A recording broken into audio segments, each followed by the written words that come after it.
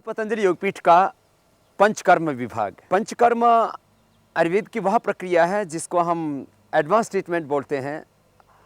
योग और आयुर्वेद में, जैसे कि मैंने पहले ही कहा, पंचकर्म और षटकर्म ये सुपर स्पेशलिटी ट्रीटमेंट की श्रेणी में आता है और इसका मुख्य तात्पर्य है शरीर की शुद्धि करना। पंचकर्म चिकित्सा में महिलाओं और पुरुषों के लिए दो विभाग कार्य कर रहे हैं और इसमें दो यूनिटों को बिल्कुल अलग से रखा गया है, जिससे कि पूरी गरिमा के साथ पूरी जो हमारी मर्यादा है उसको बरकरार रखते हुए माताओं बहनों को और भाइयों को, पुरुषों को यह उपचार की प्रक्रिया प्रामाणिकता के साथ दी जा सके। पंचकर्म में एक बहुत ही महत्वपूर्ण प्रक्रिया होती है मसाज की, मालिश की, अभ्यंग की। जो आज 5 स्टार कल्चर में जो मसाज होता है उसमें तो लोग मुख्य रूप से बॉडी को रिलैक्स करने के लिए करते हैं, लेकिन हम जो मसाज करते हैं उसमें अलग अलग प्रकार के औषधियों से जो तेल सिद्ध किए जाते हैं, उनसे चर्म रोगों के लिए, सोराइसिस के लिए, लिकोडर्मा के लिए अलग प्रकार के तेल होते हैं, जोड़ों के दर्द के लिए अलग प्रकार के तेल होते हैं। अलग अलग प्रकार के जो नस नाड़ियों के रोग हैं, नाड़ी संस्थान के रोग हैं, न्यूरो प्रॉब्लम्स हैं या अलग प्रकार के अवसाद आदि के रोग हैं, उन सब में अलग अलग प्रकार की मसाज की जाती है। मसाज और स्टीम, यह तो आज आयुर्वेद की प्रक्रिया से निकल करके 5 स्टार कल्चर में भी पहुंच गया है, लेकिन वहाँ जो मसाज किया जाता है वो रिलैक्सेशन के लिए किया जाता है। उसमें उपचार वाली प्रक्रिया लगभग नगण्य सी है, लेकिन हम आयुर्वेद में जो मसाज करते हैं, अभ्यंग करते हैं, मालिश करते हैं और जो स्टीम देते हैं, स्वेदन करते हैं, वाष्प देते हैं, उसका उपचार की दृष्टि से बहुत ज़्यादा महत्वपूर्ण है। और जो आजकल 5 स्टार कल्चर में मैंने जो देखा, घरों में भी लोग जो स्टीम के लिए बना करके रखते हैं, उसमें आदमी का सिर भी होता है और पूरा शरीर उसमें स्टीम के उसमें हम कमरे में घुस जाते हैं। 2 तरह से स्टीम दिया जाता है, एक वाष्प के द्वारा, एक हॉट प्रोसेस से, एक सोना बाथ उसको बोलते हैं। लेकिन हम जो यहाँ पर स्टीम देते हैं इसमें मुख्यतः दशमूल और एरंड मूल, इसका क्वाथ दिया जाता है और उससे फिर ये जो पूरी प्रक्रिया है, यहाँ से उस काढ़े को डाल करके पानी में उसको उबालते हैं, दशमूल एरंड मूल को, और चर्म रोगों में कायकल्प क्वाथ को। तो दशमूल क्वाथ है, एरंड मूल का क्वाथ है और कायकल्प क्वाथ है। रोगोपचार की दृष्टि से अलग अलग रोगों में अलग अलग प्रकार के क्वाथों का उपयोग किया जाता है और वो स्टीम जो है वो इस यंत्र के अंदर आती है। इसमें सिर बाहर होता है, क्योंकि किसी भी जो स्टीम का, वाष्प का असर सिर पर न, क्योंकि स्टीम जो है वो मस्तिष्क के लिए अच्छी नहीं होती है। पंचकर्म में स्वेदन की 4 प्रक्रियाएं हैं। हमारे साथ में हैं हमारे वैद्य डॉक्टर संजय जी और हमारे ये पेशेंट भी हैं, क्या नाम है भैया? आनंद सिंह जी। इनको जीर्ण आमवात है, क्रॉनिक रेमेटॉइड अर्थराइटिस है, उससे इनके पूरे शरीर पर सूजन आ गई है और आप शरीर के हालात भी देख रहे हैं, इसमें बहुत पीड़ा से गुजरता है पेशेंट। तो संजय जी, स्वेदन कितने प्रकार का होता है? मुख्य 4 तरह का स्वेदन होता है, ताप स्वेद और द्रव स्वेद और बाष्प स्वेद और ये रुच स्वेद। रुच स्वेद के अंतर्गत ये बालू का स्वेद यहाँ हो रहा है। बालू का स्वेद में क्या क्या इसमें बालू है? 1/4 सेंधा डालते हैं, सेंधा नमक और बालू, उसको गर्म करते हैं। वहाँ 3 भाग बालू डालते हैं और दोनों को गर्म करते जाते हैं और बार बार इसको उसमें पोटली बना के ट्रांसफर करते हैं, जिससे कि ये जॉइंट से जितने जो जॉइंट्स हैं उनमें टॉक्सिन्स जो इकट्ठे हो गए हैं, जो आम इकट्ठा हुआ है, ये धीरे धीरे पिघलता है और बॉडी सर्कुलेशन में रोगी को काफ़ी लाभ होता है। तो ये इसको धीरे धीरे पिघलाने के लिए जॉइंट्स में जो आम इकट्ठा हुआ है, जो टॉक्सिन्स हैं, उसको पिघलता है और बॉडी सर्कुलेशन में आके ये फिर शरीर से बाहर निकल जाता है। ये नसे पंचकर्मा की एक प्रक्रिया है जो कि मेनली शिरोगत रोगों में किया जाती है। और भी बहुत सारे रोग हैं जैसे अपवाहों का, माइग्रेन, शिरोगत रोग, विभिन्न प्रकार के शिरोगत रोग हैं, जैसे कर्णशूला, कर्णश्वेड़ा। इन सब रोगों में भी, जैसे कान में किसी को दर्द हो या कान में किसी को कम सुनाई देता हो, कान में अजीब अजीब सी आवाज़ें आती हों, तो इन सब रोगों में भी जो नसें हैं वो एक अच्छा काम करता है, उसके बहुत अच्छे एक गुणकारी माना गया है नस्य, मेनली शिरोगत रोगज में। ये नस्य की प्रक्रिया में सबसे पहले मुख अभ्यंगा किया जाता है, जिससे क्या होता है कि जो नस्य में हैं जितने भी रोगज हैं, जो कि सारे के सारे दोषास जो हैं वो नाक में आ जाए। अभी मुख अभ्यंगा के बाद हल्का सा स्टीम दिया जाता है ताकि जो भी दोष हैं वो एकदम से विलीन हो जाएं और जो नासा में है सारे के सारे दोष जो हैं नासा में ही आ जाएं। नाक में दवा डालेंगे।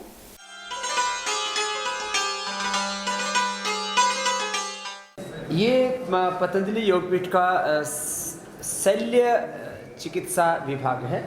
यहाँ पर हमारे डॉक्टर सचिन गुप्ता जो हर्निया से लेकर के और पास फिशर फिस्ट्यूला और खास करके जो एक तो नाक में साइनस होता है, एक बैक में पीछे बड़ा साइनस हो जाता है जहाँ पर थोड़े से बाल होते हैं, एक तरह से आदमी की भी पूंछ जैसी होती है, वहाँ पर भी साइनस हो जाता है। इन तीनों के ऑपरेशन बहुत ही सफलतापूर्वक कर रहे हैं।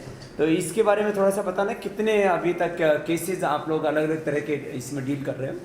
इसमें हम लोग लगभग 2 साल में अभी कम से कम 150 से 200 केस कर चुके हैं, जो रिकरेंट फिस्टुला के हैं, बाइलोनाइडल साइनस के हैं, पाइल्स जिनको लोग बार बार हो जाती है। हम इसमें क्षार सूत्र विधि से इसको टेक्निक से कर रहे हैं। बाकी मैक्सिमम रिकरेंस होने का कारण ये होता है कि इसको कम्प्लीटली क्योर नहीं किया जाता, बट आयुर्वेदिक औषधियों के द्वारा एक धागे बनाए जाते हैं जिसको क्षार सूत्र विधि बोलते हैं। तो उसके टेक्निक के द्वारा हम लोग ऑपरेशंस करते हैं, तो जो कि हम पूरा एनेस्थीसिया में करते हैं। एनेस्थीसिया होने के बाद हम अपनी पोस्ट ऑपरेटिव वार्ड में रखते हैं। पोस्ट ऑपरेटिव वार्ड में रखने के बाद उसका प्रतिदिन ड्रेसिंग होती है।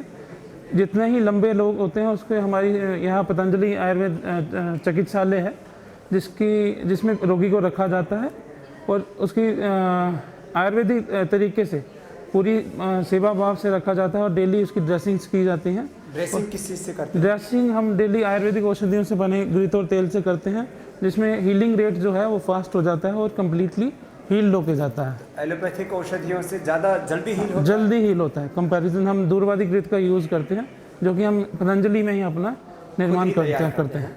तो बहुत लोगों को ये भी ऐसा लगता है कि यदि आयुर्वेद में हम सर्जरी करवाएंगे तो जो हीलिंग का जो प्रोसेस है वो बहुत लंबा हो जाएगा, कहीं केस बिगड़ ना जाए। लेकिन आज तक यहाँ पर सैकड़ों रोगियों के ये, क्योंकि उसको लंबे समय तक भर्ती रखना पड़ता है, खास करके फिस्टुला के रोगी को। और फिस्टुला बहुत डेंजरस होता है, जिसको भगंदर कहा जाता है। और ये सारे आप अलग अलग जो चित्र देख रहे हैं, इसमें जो है कई तो 5-5, 7-7 बार तक के ऑपरेशन किए हुए केस, बिगड़े हुए केस जो है वो यहाँ पर आए हैं। तो ये कुछ आपको थोड़े से हमने नमूने यहाँ पर दिखाए हैं पीछे जो है इस बोर्ड के ऊपर। इस तरह से पेशेंट को वहाँ कुछ पेशेंट से भी आपका परिचय कराते हैं जो यहाँ पर भर्ती हैं, आईपीडी डिपार्टमेंट में भर्ती है। 100 बेड से ज़्यादा यहाँ पर व्यवस्था है रोगियों के लिए। और वहाँ आपको कुछ रोगियों से मिलाते हैं जिनका अभी कुछ दिन पहले ऑपरेशन किया गया।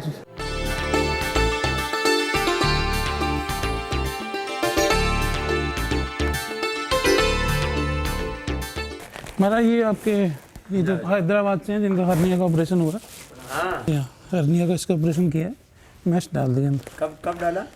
6 दिन हो गए, 8 दिन हो गए। शिविर के लिए आया था, वो बोले कार्य क्या करेंगे, पहले हम ठीक करेंगे फिर कार्य कराएंगे। अब ठीक है, बढ़िया। ये सुनील है हैदराबाद से, जिनका अभी 4-5 दिन पहले ही हर्निया का ऑपरेशन किया गया। और हर्निया के ऑपरेशन क्योंकि आंत काफ़ी लटक जाती थी, अपने ही बहुत ऊर्जावान और निष्ठावान कार्य करता है। और कई बार ज़्यादा वजन उठाने से, कई बार बहुत ज़्यादा पेट की मांसपेशियों पर बल पड़ने से, कोई भी कारण से ऐसी जीवन में दुर्घटना हो जाती है जिससे कि हर्निया जैसी शिकायत से हमको जूझना पड़ता है। तो सुनील को ये दिक्कत थी और अब ये दिक्कत इसकी पूरी तरह से दूर हो गई है, बहुत खुश है। और हमारे डॉक्टर साहब ने इसकी बहुत ही प्रेम से सर्जरी की है। तो ये तो हमारे भाई जो हर्निया वाले थे जी। और ये इनका सुबह किया अभी। प्रणाम, क्या नाम है? अविनाश। इनको क्या था? उस पीछे पाइलोनाइडल साइनस था। पाइलोनाइडल साइनस में क्या होता है, पीछे हमारी रीढ़ की हड्डी के ऊपर एक साइनस तैयार हो जाता है जो कि हड्डी के साथ लगता रहता है बार बार, तो बार बार होता है इन्फेक्शन। तो हम इसका आयुर्वेदिक तरीके से पहले इसको निकालते हैं, निकालने के बाद आयुर्वेदिक क्षार लगाते हैं इसके अंदर। क्षार सूत्र से ये ऑपरेशन किया जाता है शल्य चिकित्सा। क्षार सूत्र से ऑपरेशन आयुर्वेद की परंपरा में सबसे, पूरी दुनिया में शल्य चिकित्सा की सबसे प्राचीनतम पद्धति है और श्रेष्ठतम पद्धति है। इसमें जैसे पायल्स फिशर और फिस्टुला खास करके उसमें रिकरेंस नहीं होता। सबसे बड़ी बात है कि इसको जड़ मूल से ख़त्म कर दिया जाता है। तो पायल्स फिशर और फिस्टुला के अलावा, हर्निया के अलावा, हाइड्रोसील वगैरह का, हाइड्रोसील के अलावा, हाइड्रोसील की भी ऑपरेशन यहाँ पर हो रहे हैं। उसके अलावा ये बैक का जो साइनस है पीछे का, ये जो है बहुत कष्टकारक होता है और ये भी बार बार होता रहता है। उसमें तो कई बार तो ये बाल भी चढ़ जाते हैं अंदर, पीछे बन जाते हैं। वही बना, आज दिखाया था इनको। ये बॉम्बे में पहले 2 बार सर्जरी करा चुके हैं। ओह, हाँ, पहले ऑपरेशन हो चुका है, अभी फिर से हमने किया आयुर्वेदिक पद्धति के द्वारा, आज कर दिया इनका। तो इनको अंदर बालों का गुच्छा जमा था। पूरा गुच्छा था उसका, हमने वो उसका स्पेसिमेन वहाँ रखा है अंदर, ओटी में पड़ा रहता है हमारा स्पेस, जो हमने निकाला है इतना बड़ा अंदर से। तो बालों का गुच्छा बन जाता है। हाँ, वो वहाँ एक साइनस होता है, उसके अंदर बाल घुस जाते हैं पूरे, तो बार बार उससे पस आना शुरू होती है, तो पेशेंट बार बार उसको बहुत परेशानी होती है, चलने में दर्द होती है, सब पीछे का पीठ का दर्द तो बहुत पेन होता है। तो ये बॉम्बे से आए हैं, कल ही आए थे, कल सुबह आए थे, आज इनका सुबह ऑपरेशन कर दिया। आज ही किया? हाँ जी, सुबह। अब ठीक है? अभी ठीक है। पेशाब रुक रहा था, पेशाब की नली डाल दी गई है, अभी ठीक हो जाएगा। सुबह शाम को उसकी पेशाब की नली निकाल दें। चलिए, बहुत आशीर्वाद है। ये हमारे भाई, इनका बगंदर का ऑपरेशन है, किया है। इसका बगंदर हो गया था जी, वो छोटी उम्र में हो गया इसका। क्या नाम बेटा? जवाहरलाल मंडल जी। जवाहरलाल झारखंड से है। मंडल। अच्छा अच्छा अच्छा अच्छा। तो तुम्हें ये भगंदर कब से हो गया? ये सबसे पहले तो मुझे पाइल्स हुआ था। अच्छा, पाइल्स हुआ था पहले। पाइल्स में ऑपरेशन करवाया था अपने गांव में। तो ऑपरेशन के 3-4 महीने के बाद ये मुझे छोटा सा फोड़ा नज़दीक में हो गया। पहले पाइल्स हुआ, उसके बाद भगंदर हो गया। हाँ जी। और फिर उसमें तो बहुत कष्ट होता है भगंदर में, तो उसमें पस निकलता है। जी, एनस के पास में एक नली तैयार हो जाती है और उससे फिर पस निकलने लगता है। तो इसका ऑपरेशन कब किया? इसका ऑपरेशन हो गया 10 से 15 दिन हो गए हैं। 15 दिन, अभी ये ठीक होने वाला है, जल्दी इसको भेज देंगे घर। अब क्योंकि जब तक हील नहीं हो जाता तब तक हम नहीं जाते, तब तक उसको घर नहीं भेजते, यहीं उसको रखते हैं। जी। और तो तुम कहाँ के रहने वाले हो? आसाम के हैं। असम की? हाँ जी। तो तुम्हारा कितना पैसा लगा यहाँ? छूट मिला सर, छूट दिए गए ऐसा ही, जिससे मैंने बात की है। हाँ। बीपीएल कार्ड, इसका बीपीएल कार्ड था इनका, तो इनको 50% छूट मिला है पूरी अपने इलाज के लिए, सर्जरी इलाज के लिए। तो कोई कष्ट तो नहीं? नहीं जी, बहुत बढ़िया। तो कितने दिन हो गए? मेरा ये 15-16 दिन हो गए सर। 15-16 दिन हो गए इसको। इसको 5-6 दिन में और भेज देंगे घर वापस। तो इसको फिस्टुला का प्रॉब्लम था, जिसमें इसको अब पूरी तरह से ठीक हो चुका है। 1-2 दिन में अब घर चला जाएगा। हैं? प्राणायाम करते रहना। जी जी। कपालभाति आधा घंटा करने से भी फिस्टुला अच्छा हो जाता है। और अब दोबारा से कोई प्रॉब्लम ना हो, इसलिए करते रहना।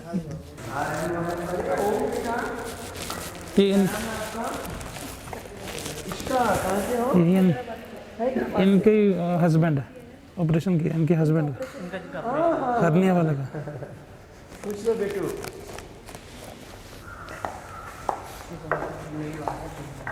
देवेंद्र सिंह दैया जी। देवेंद्र सिंह दया कहाँ से हैं? मैं सोनीपत डिस्ट्रिक्ट से हूँ। सोनीपत से। मैं बवाना रहता हूँ दिल्ली में। तो क्या तकलीफ क्या थी? मेरे तकलीफ थी जी, मैं मतलब चलने में मेरे को लंगड़ापन आ गया था।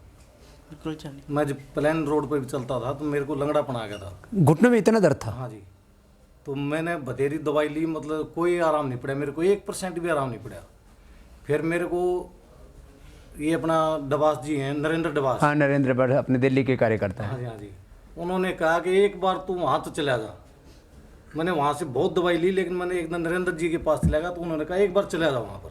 मैंने उसी दिन मतलब बुकिंग करवा दी अपनी। तो अब कितने दिन से आप यहाँ? तो मैं 20 अक्टूबर को आया था पहली बार आए थे हमारे पास। पहली बार मैं 20 अक्टूबर को आया था जी। तो फिर मतलब कितने दिन रहे तब? 1 हफ्ता रहा था। तब 1 हफ्ता। 7 दिन पहले ही दिन इतना ज्यादा आराम, मतलब मैं तो बस इतनी मेरे को खुशी होगी जी, बहुत ज्यादा। पहले दिन से ही? पहले ही दिन से। दूसरे दिन तो बोले कि हमारा दर्द डॉक्टर साहब मेरा दर्द मेरे को है ही नहीं, कोई भी दर्द। और मैं मतलब जैसे ही मतलब वहाँ गया, मतलब मेरे को कोई दर्द नहीं रहा, खाली उठने बैठने में थोड़ी दिक्कत रही। मैं दूसरी बार फिर आया, डॉक्टर साहब ने 3 बार मेरे को बुलाया था कि मैं अपने फिर टाइम पर अब दूसरी बार फिर आ गया। वहाँ मेरे को बिल्कुल ही आराम हो जाएगा। यहाँ पर मेरे को भरोसा इतना ज़्यादा हो गया, मैं तो वहाँ कहता हूँ लोगों को, किसी ने स्वर्ग नहीं देखा तो वहाँ पहुँच जाओ। 4 साथ में लेके आए थे, मैं तो लेके भी आया था। 4 लोग। 4 लोग साथ में कि चारों को एडमिट कीजिए। मैं नहीं, क्या नाम बताया? देवेंद्र जी। देवेंद्र सिंह। देवेंद्र सिंह दहिया जी हमारे भाई। और घुटनों में इतना ज़्यादा दर्द था कि लंगड़े होकर के झुक के चलना पड़ता था। नहीं झुक के नहीं, मतलब लंगड़ा पड़ा आता था। अच्छा, ऐसे ऐसे लचक के चलना पड़ता जैसे मतलब कोई एक टांग में मतलब दर्द हो जाए, मतलब वो इतना ज़्यादा दर्द था, मतलब कि था। कितने सालों से था? ये मेरे को जी 2.5 साल से मतलब दर्द था। और मैं रोज आना मतलब कम से कम 2.5-3 घंटे योगा करता हूँ। योगाभ्यास भी कर रहे हैं। और 3 बजे मैं डेली उठता हूँ। 3:30 बजे उठ जाते हैं? 4 बजे उठता हूँ, गर्मियों में 3:30 बजे उठता हूँ। तो हमारे भी करता हूँ, मतलब मैं पहले नहीं ज़रूरी है। तो हमारे भाई, क्योंकि अर्थराइटिस में और सोराइसिस में तो 2 जवान बच्चों को ही है, इनको भी अभी काफ़ी 50% राहत हो गई। इसका चेहरा तो अब साफ हो गया है पूरा। क्या नाम है? कहाँ से हो तुम? मध्य प्रदेश से। उसको करीब 50% तो लाभ हो गया है। प्राणायाम ज़्यादा करना बेटा, पूरा ही अच्छा हो जाएगा।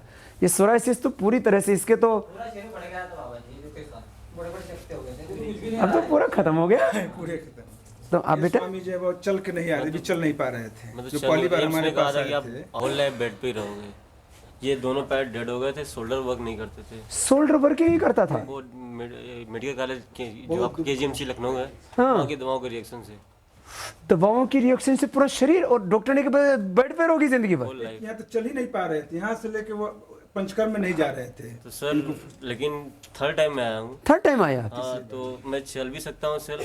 ये शोल्डर इतना वर्क कर रहा है, ये भी काम हो रहा है। थोड़ा उठाना इसको, कितना उठा पाते? ये इतना जाएगा, ये तो पूरी इतना जाएगा। ये तो ये उठने लग गया। हाँ। और तुम चलने लग गए हो? हाँ, खड़े होके चल के दिखा। चल सकता है पूरी तरह से, पूरा फर्स्ट क्लास फुल मोशन। तो पहले बेड पे आए थे तब? बेड पे थे।